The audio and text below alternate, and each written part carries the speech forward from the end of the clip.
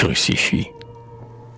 Toi que j'ai recueilli sur sa bouche expirante, avec son dernier souffle et son dernier adieu, symbole de foi saint, don d'une main mourante, image de mon Dieu. Que de pleurs ont coulé sur tes pieds, que j'adore, puis l'heure sacrée où, du sein d'un martyr, dans mes tremblantes mains tu passas, tiède encore, de son dernier soupir.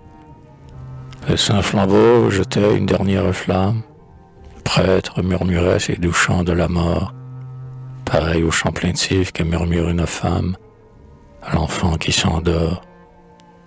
Sur son pied espoir, son front gardait la trace, et sur ses traits, frappés d'une auguste beauté, la douleur fugitive avait enfreint sa grâce, la mort sa majesté.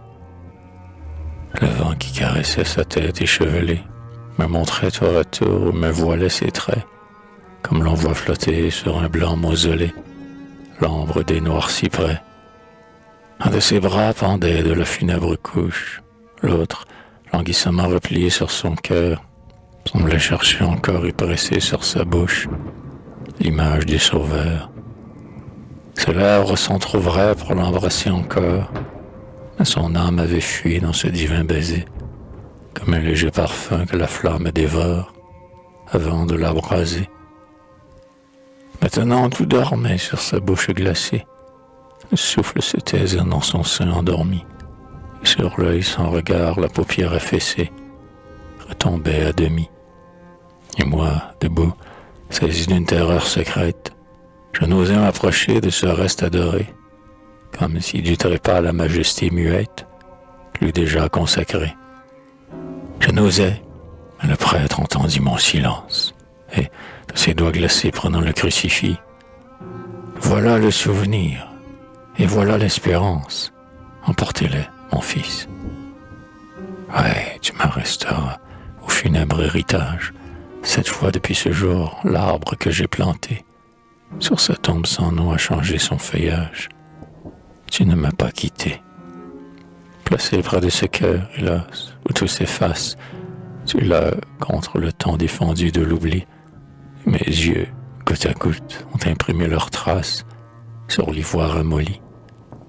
Ô dernier confident de l'âme qui s'envole, viens, reste sur mon cœur, parle encore et dis-moi ce qu'elle te disait quand sa faible parole n'arrivait plus qu'à toi.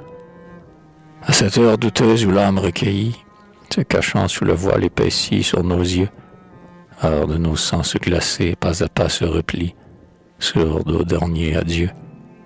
Alors qu'entre la vie et la mort incertaine, comme un fruit par son poids détaché du rameau, notre âme est suspendue et tremble à chaque haleine sur la nuit du tombeau. Quand des chants, des sanglots, la confuse harmonie, éveillent déjà plus notre esprit endormi, aux lèvres du mourant collé dans l'agonie, comme un dernier ami.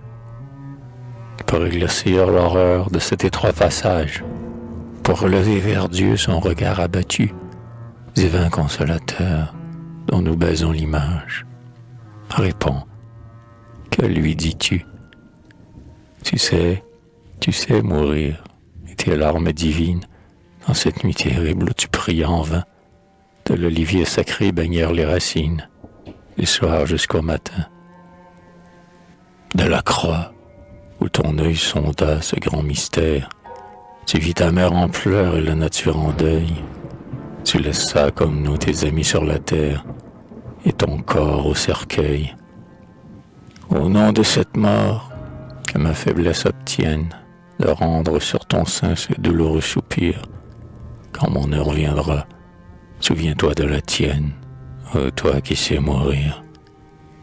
Je chercherai la place où sa bouche expirante exhala sur tes pieds l'irrévocable adieu, et son âme viendra guider mon âme errante au sein du même Dieu. Ah, puisse alors sur ma funèbre couche, triste et calme à la fois, comme un ange éploré, une figure en deuil recueillir sur ma bouche l'héritage sacré. Soutiens ses derniers pas, charme sa dernière heure, et gage consacré d'espérance et d'amour, celui qui s'éloigne à celui qui demeure, traces ainsi tour à tour, jusqu'au jour où, des morts perçant la voûte sombre, une voix dans le ciel, les appelant cette fois, ensemble éveillera ceux qui dormaient à l'ombre de l'éternelle croix.